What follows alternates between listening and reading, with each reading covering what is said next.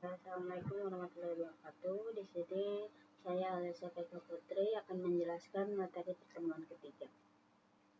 Materi pertemuan ketiga ini yaitu komponen aktif pada elektronika. Perbesar dulu.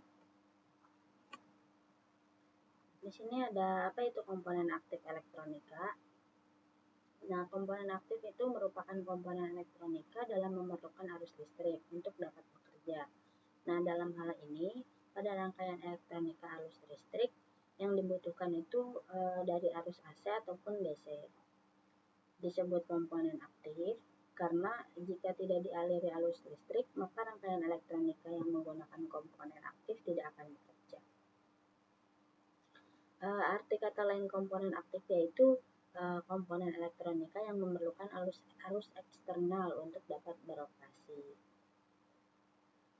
Selanjutnya, di sini ada macam-macam komponen elektronika aktif, yaitu ada dioda. Dioda itu adalah komponen terbuat dari bahan semikonduktor. Nah, ini mempunyai fungsi untuk menghantarkan arus listrik ke satu arah, tetapi menghambat arus listrik dari arah sebaliknya.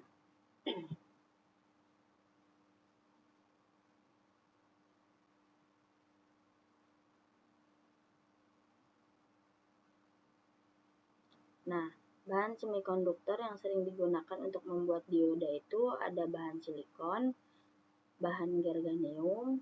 Nah, dioda pada umumnya ini mempunyai dua elektroda, yaitu anoda dan juga katoda. Dan juga memiliki prinsip kerja berdasarkan teknologi pertemuan. Semikonduktor yaitu dapat mengalirkan arus dari sisi tipe P atau anoda menuju ke sisi tipe N atau katoda, tetapi tidak dapat mengalirkan arus ke arah sebaliknya. Kemudian, sisi positif atau P disebut anoda dan sisi negatif disebut N atau katoda. Lambang diode seperti arah panah yang arahnya dari sisi P ke sisi N. Kemudian, untuk dapat memperjelas prinsip kerja dioda dalam menghantarkan dan menghambat aliran arus listrik, di bawah ini merupakan rangkaian dan contoh pemasangan dan juga penggunaan dioda dalam sebuah rangkaian elektronika. Di sini berikut di bawah ini adalah jenis-jenis dioda dan penjelasan jenis-jenis dioda, yaitu ada dioda penyerah berfungsi untuk menyearahkan tegangan, misalnya ingin merubah suatu tegangan bolak-balik atau AC jadi tegangan searah atau DC. Dioda ini yang paling lebih dulu dikenalkan atau dipelajari buat jenis dioda. Kemudian yang kedua itu ada dioda Zener. Dioda Zener itu adalah dioda khusus untuk dapat beroperasi di rangkaian reverse bias atau bias balik. Pada saat dipasangkan pada rangkaian forward bias atau bias maju, dioda Zener akan memiliki karakteristik dan fungsi sebagaimana dioda normal pada umumnya. Nah, pada dasarnya dioda Zener ini akan menyalurkan arus listrik yang mengalir ke arah yang berlawanan jika tegangan yang diberikan melampaui batas atau tegangan tembus dioda Zenernya. Kemudian ada transistor.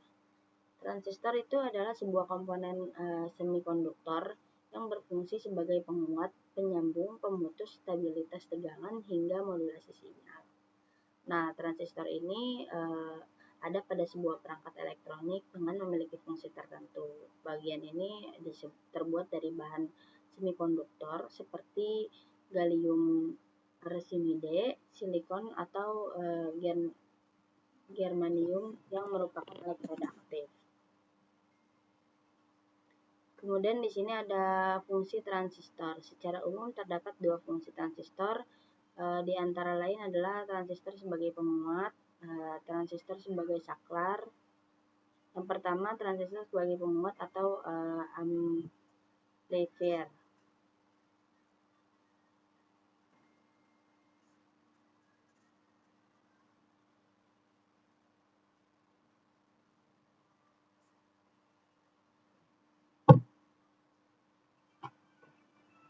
Kemudian ada transistor sebagai saklar. Seperti saklar pada umumnya, fungsi transistor sebagai saklar yaitu untuk memutus dan menyambung suatu arus. Tentu saja cara kerja transistor sebagai saklar cukup mudah untuk dipahami.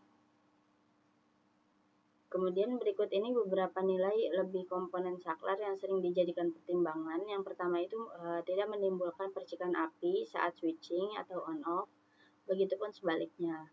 Kedua, lebih ringkas karena posisinya menyatu di dalam rangkaian. Kemudian lebih ekonomis dari sisi biaya, umumnya terjadi arus saat kontrak mekanis, dan juga selain dari dua arus fungsi transistor di atas, transistor juga memiliki fungsi lainnya, yaitu sebagai pengatur stabilitas komponen, peratas arus, penahan arus, dan juga pembangkit arus frekuensi rendah atau tinggi. Kemudian ada tiristor. Tiristor adalah sebuah istilah yang berasal dari bahasa Yunani, yang artinya itu pintu. Penamaan alat ini rasanya sangat tepat mengingat fungsi tiristor yang memang mirip seperti pintu. Yakni fungsi dari tiristor adalah untuk melakukan pengendalian terhadap setiap arus masuk serta arus keluar yang ada pada rangkaian. Jadi, arus listrik masuk ke dalam rangkaian, maka secara otomatis alat ini akan membuka dan menutup. Dengan begitu, maka proses perpindahan elektron dapat dilakukan dengan lebih terkontrol. Kemudian ada fungsi tiristor. Tiristor sendiri merupakan komponen elektronika yang berfungsi sebagai sebuah saklar atau berfungsi untuk memutus serta menyambungkan arus listrik pada sebuah rangkaian. Untuk mengantarkan dan memutuskan arus listrik, perangkat ini menggunakan picu dan yang terletak pada terminal gate. Penggunaan tiristor sering kita temukan pada berbagai komponen elektronik, terutama untuk jenis-jenis alat yang bekerja dengan picu otomatis. Dapat disimpulkan, tiristor ini fungsinya yaitu sebagai penyearah untuk mengubah daya, digunakan untuk memanipulasi robot, mengontrol frekuensi dan juga kecepatan. Kemudian digunakan untuk mengontrol suhu dan temperatur, digunakan untuk kontrol cahaya dan banyak lainnya. Nah, bagaimana cara kerja tiristor? Karena umum dijuluki sebagai saklar, tentu saja kerja tiristor memang tidak jauh berbeda dengan saklar pada umumnya. Dalam sebuah perangkat, nantinya arus listrik harus masuk ke terminal gate terlebih dahulu agar tiristor dapat aktif. Jadi, untuk dapat beroperasi terlebih dahulu, arus listrik harus dialirkan menuju ke terminal gate setelah mendapatkan sinyal dari gerbang gate. Maka selanjutnya tiristor akan berada di dalam keadaan on. Setelah menjadi on, ketika terminal gate akan mulai kehilangan kontrol, maka seluruh induksi tegangan sudah terkendali secara internal. Jadi, meskipun arus listrik pada gerbang gate diputuskan, tiristor akan tetap dalam keadaan on atau aktif. Lalu ketika arus listrik ingin kembali ditempatkan pada posisi off, maka tegangan harus dilarikan pada titik titik 0 terlebih dahulu. Terima kasih, mungkin itu saja dari pertemuan 3 ini. Wassalamualaikum warahmatullahi wabarakatuh.